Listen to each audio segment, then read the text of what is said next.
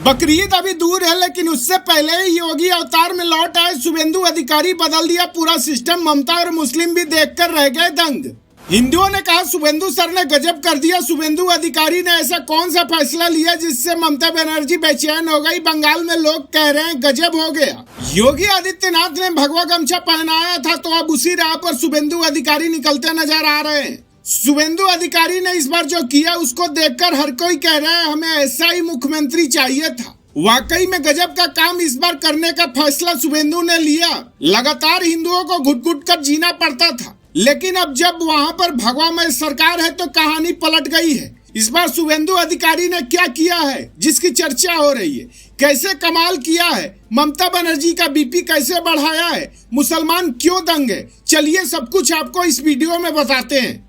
दरअसल पश्चिम बंगाल में अब बकरीद के मौके पर तगड़े कानून लागू किए गए हैं। पशुओं के कुर्बानी को लेकर पुराने कानून को अब बेहद सख्त बनाते हुए उसे लागू किया जा रहा है। मुख्यमंत्री बनने के बाद ही शुभेंदु अधिकारी बहुत एक्टिव मूड में है और एक बार फिर उन्होंने साफ कर दिया कि बिना इजाजत के किसी भी बैल, गाय, भैंस, बछड़े को मारा नहीं जाएगा। अगर नियम का कोई उल्लंघन करेगा तो ऐसी कार्रवाई होगी कि इसके बारे में सोचकर भी रूह कांप जाएगी। बुलडोजर तो तैयार है ही। यही वजह है कि ममता बनर्जी वोट बैंक को लेकर सबसे आगे रहती थी, वो पूरी तरीके से हिल गया है। सबसे पहले बात यह है कि नियम में साफ लिखा गया है कि जिस पशु की उम्र 14 साल से कम है या जो कम करने लायक है उसको नहीं मारा जाएगा। और अगर कोई प्रमाण पत्र जारी भी होता है तो कुर्बानी केवल तय स्लॉटर हाउस में होगी। खुले मैदान, सड़क या सार्वजनिक जगहों पर ऐसा करना पूरी तरह से प्रतिबंधित रहेगा। इतना ही नहीं, सड़क पर नमाज अदा करने को लेकर नियम भी बनाए गए हैं। मतलब अब बंगाल में मनमानी चलने वाली नहीं है।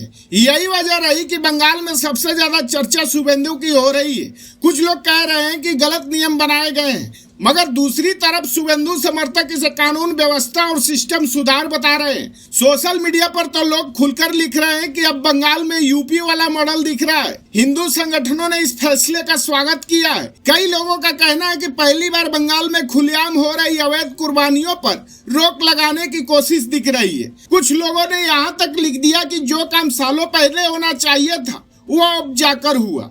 लेकिन दूसरी तरफ मुस्लिम संगठनों में बेचैनी बढ़ गई है। उनका कहना है कि त्योहार से पहले इस तरीके शक्ति माहौल खराब कर सकती है। हालांकि सरकार की तरफ से यही कहा जा रहा है कि ये कोई नया कानून नहीं बल्कि 1950 के कानून का पालन है। मतलब सरकार यही संदेश देना चाहती है कि कार्रवाई धर्म देखकर नहीं बल्कि कानून के हिसाब से होगी।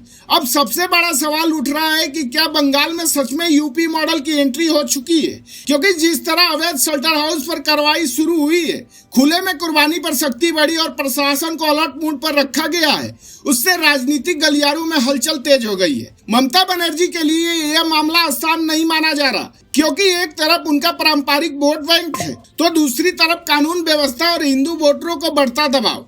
ऐसे में शुभेंदु अधिकारी लगातार ऐसे मुद्दों को उठाकर बंगाल की राजनीति को नई दिशा देने की कोशिश कर रहे हैं। मतलब बंगाल को बदलने की कोशिश शुरू हो चुकी है। शुभेंदु अधिकारी जिस तरीके से काम कर रहे हैं, क्या वो ठीक है? आप अपनी राय कमेंट बॉक्स में जरूर बताएं।